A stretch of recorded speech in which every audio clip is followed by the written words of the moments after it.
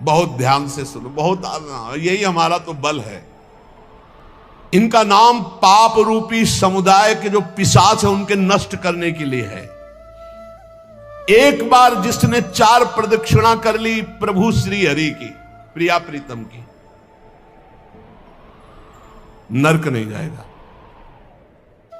विश्वास करो, ना किया हो तो आज कर लेना 4 परिक्रमा, बिहारी जी की कर लेना जाके, राधा वल्लभ जहां तुम्हारा विश्वास हो, राधा रमन जी की, पूरे वृंदावन की। ऐसा कोई आने बैठा होगा जो परिक्रमा न किए हो ठाकुर की, किए तो होगा ही, क्योंकि वृंदावन है तो जरूर परिक्रमा की हो। ये भगवान के वचन है महापुरुषों के, जो ब्रह्मलीन महापुरुष है। एक बार जिसने श्री हरि की 4 प्रदक्षिणा कर ली, 4 प्रदक्षिणा भगवान की जाती, वो कभी नरक नहीं जाएगा।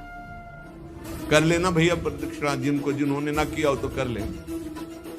अपनी प्रियालाल विराजमान रहते 4 बार प्रदक्षिणा कर ले, राधा वल्लभ जी के मंदिर में 4 बार मंदिर की, बिहारी जी के, वो तब जब वो दर्शन दे रहे हो, शयन हो तब नहीं, भोग लग रहा हो तब नहीं प्रदक्षिणा करना। ओहो, ये तो निधि है अगर विश्वास हम करें। संपूर्ण तीर्थों के स्नान करने से जो फल प्राप्त होता है, एक बार श्री भगवान के श्री विग्रह के दर्शन करने से फल प्राप्त हो जाता है। एक बार बिहारी जी को देख लिया, राधा वल्लभ जी को, राधा मोहन जी को देख लिया, एक बार दर्शन कर लिए, सारे तीर्थों का फल प्राप्त हो गया। ओहो,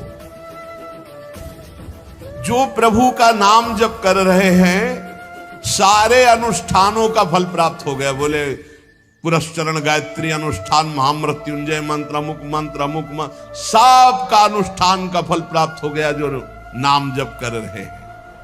हे द्विजवरो, मेरी बात पर विश्वास करो। जो भगवान श्री कृष्ण के चरणों में चढ़ी हुई तुलसी दल को प्रभु की प्रसादी है। यमराज के प्रचंड विकराल यमदूतों का कभी उनको मुख दर्शन करने नहीं पड़ेगा। एक बार तुलसी प्रसादी सूंघ लेना भैया, जाके बिहारी जी के, राधा वल्लभ जी के चरणों से ले लेना, बच जाओगे। ऐसे सूंघ लिया, हम तो सिराने ही रखते हैं, इधर करवट लियो तो सूंघो, इधर करवट लियो तो। ये जो प्रसादी पुष्प माला जाती है ना, ये सिराने रखते हैं अपने, यही हमारे बल है। और सुनो, एक बार जो हमारे श्री कृष्ण को साष्टांग प्रणाम कर लिया, वो पुनः माता के गर्भ में नहीं जाता। कर लेना भैया साष्टांग दंडवत जा। एक बार की बातें हैं, ये तो कई बार सुना चुके हैं भीष्म स्तवा में। एकोपि कृष्णा कृतः प्रणामो दशाश्वमेधा भृतेन तुल्या, दशाश्वमेधि पुनरेपि जन्म कृष्ण प्रणामी न पुनर्भवाए। इसीलिए छाती ठंडी हो जाती है बातें सुन के। भगवान तो निश्चित मिले, तभी हम तो आपसे वादा करते हैं कि सबको भगवान मिलेंगे। चर्चा सुन रहे हो, राधा नाम सुन रहे हो, धाम में बैठे हो। कहाँ चर्चा हो रही? धाम में हो रही। ये रेती पे बैठे हो, यमुना जी की पावन रमण रेती है ये सब। उसका दूसरा जन्म नहीं होगा जिसने हमारे श्री कृष्ण को एक बार प्रणाम कर लिया। और सुनो, जो प्रतिदिन भगवान की चर्चा सुनता है, वो चाहे पुलकश हो, स्वपच हो, चांडाल हो, म्लेच्छ हो, कोई भी पापी हो, वो जगत बंदनी सौभाग्यशाली परम पद को प्राप्त होगा जो रोज भगवान की चर्चा सुन लिया ना। हे गर्व में रहो कि हमें तो भगवान ने कितना सौभाग्य दिया है। जो पुण्यात्मा भगवान के भक्तों का संग करता है तो उसकी बात ही क्या है। भगवान श्री हरि के भक्तों का संग करने वाले को कभी गर्भवास का दुख नहीं भोगना पड़ता। और सुनो, 4 लोग जहां खड़े हैं उनके बीच में जो भगवान नाम कीर्तन करता है, राधा राधा हरि राम कृष्ण हरि राम कृष्ण हरि, वो गंगा आदि पवित्र नदियां इंतजार करती कि वो कभी आकर अपने चरण हम पे स्पर्श करा दे तो हम निष्पाप हो जाए। वो समस्त संसार को पावन करने वाला भक्त होता है जो समाज में नाम कीर्तन करता है, दिखावे के लिए नहीं, भगवत यश के लिए। हम भगवान का यश सबके कानों में सुना रहे हैं जिससे सबका मंगल हो। जो भगवान का नाम कीर्तन करता है उसका दर्शन, उसका स्पर्श, उससे वार्तालाप करने से ब्रह्म हत्या जैसे पापों से मुक्ति मिल जाती है। जो नाम कीर्तन करते हैं, भगवत यश में डूबे रहते हैं, ऐसे संतों के, ऐसे भक्तों के दर्शन से, संभाषण से, स्पर्श से ब्रह्म हत्या जैसा पातक नष्ट हो जाता है। इसमें तनिक भी संदेह नहीं करना। जो करताल बजाते हुए भगवान का नाम कीर्तन करते हैं, भगवान के लीलाओं के पद गायन करते हैं, बड़े से बड़े महापाप भी भस्म हो जाते हैं। ये संगीत सबके पास है। राधा राधा राधा राधा राधा राधा राधा मणि वृषभानुनंदिनी आज भूषण बसन विविध पहिरे तन पीव। ये अमृत है, महाअमृत है। जो ऐसे भक्तजन हैं उनका दर्शन मात्र जीवों को पवित्र कर देता है। हे महर्षियों, श्री कृष्ण नाम सब तीर्थों का परम तीर्थ है। जिसने श्री कृष्ण नाम को अपनाया वह पृथ्वी को पावन करने वाला है। और श्री कृष्ण जिनका नाम रटते हैं वह राधा, और जिसने राधा नाम रटा वो श्री कृष्ण को अधीन करने वाला है। इसलिए मुनिजनों, ये कलिकाल है, किसी अन्य साधनों की तरफ चित्त मत लगाओ। प्रभु की प्रदक्षिणा करो, प्रभु की सेवा करो, प्रभु को नमस्कार करो, प्रभु की ही आराधना में रहो। जो थोड़ी सी भी पूजन की वस्तु प्रभु श्री कृष्ण को प्रेम से समर्पित करता है वो तीनों लोकों का स्वामी हो जाता है। भगवान महेश्वर अपने एक ही भाव को प्रदान करते हैं, वो भगवान के सायुज्य मोक्ष को प्राप्त होता है। जैसा भगवान का वैभव ऐसा उसका वैभव।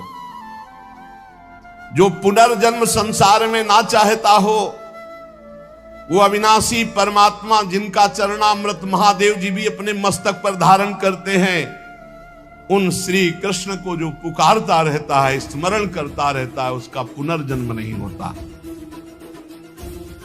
इसीलिए भगवन नाम सर्वोपरि महिमा से गरज रहा है।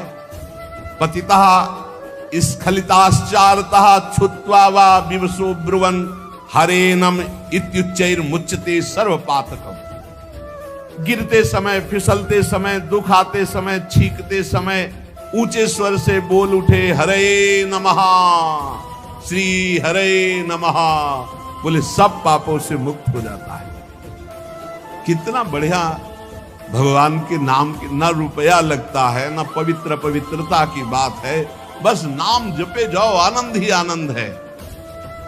10 नामापराध से थोड़ा बच के, 10 नामापराध जो पीछे चर्चा हुई, सुन रहे हो तो इसको धारण करो। कह रहे हैं श्रोताओं के लक्षण सुन लो। पहला होता है श्रोता चातक। चातक कहते पपीहा को।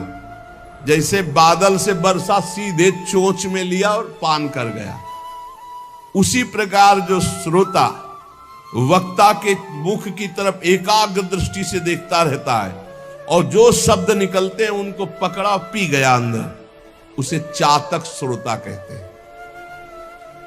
एक हंस श्रोता, हंस को जैसे दूध और पानी मिला के रख दो तो दूध पी जाएगा, पानी छोड़ देगा। ऐसे ही जो श्रोता सावधान, अपने रस की उपासना की बात पकड़ ली, बकाया सब छोड़ दी। अपने रस की बात, जो अपने इष्ट गुरु की उपदिष्ट मार्ग की बात है, उसे पकड़ ली और छोड़ दिया, वो हंस श्रोता। और एक तोता श्रोता, वो बस जितनी देर सत्संग सुन रहा है उतनी देर वो जहां बाहर निकला तो वो बस रटी रटाई बात, बस कोई न पकड़ना है न आचरण में उतारना, बस रटी रटाई बात। ऐसे अच्छा है, बढ़िया है, निषिद्ध तो नहीं है। ऐसे ही करो, रटते रहो, रटते रटते कभी सही में बोलने लगोगे।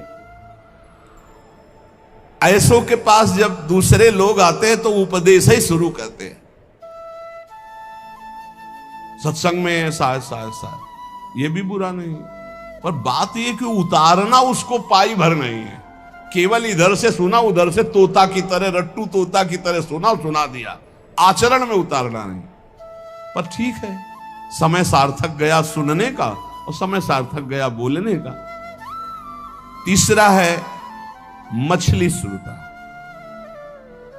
ये बहुत उच्च कोटि की श्रोता है, जैसे हंस, चातक और मीन। ये अपलक नेत्र वक्ता की तरफ और भगवत रस का चर्चा को ऐसे पान करते हैं जैसे दुग्ध पान, अमृत पान किया जाए। ऐसे जैसे मछली का जीवन जल, ऐसे उसका जीवन सत्संग, उसके बिना वो जी नहीं सकता। ये उच्च कोटि के श्रोता होते हैं, चातक, हंस और ये मछली। ये प्रायः मौन रहते हैं। क्या सत्संग में हुआ, क्या कोई वार्ता नहीं करे, जाओ दूसरे से पूछो। मौन रहेंगे, अपलक नेत्रों की तरफ, वक्ता की तरफ देखेंगे। जो शब्द आया प्राण पोषण की तरह उसे अंदर पान करेंगे और उसका आस्वादन वही जीवन बना लेंगे। जैसे मछली का जीवन पानी, तो सत्संग ही उनका जीवन। बहुत उच्च कोटि के, जैसे चातक, तो हंस और ये मछली, मीन। फिर एक होते हैं ब्रिक श्रोता। ब्रिक माने होता है भेड़िया।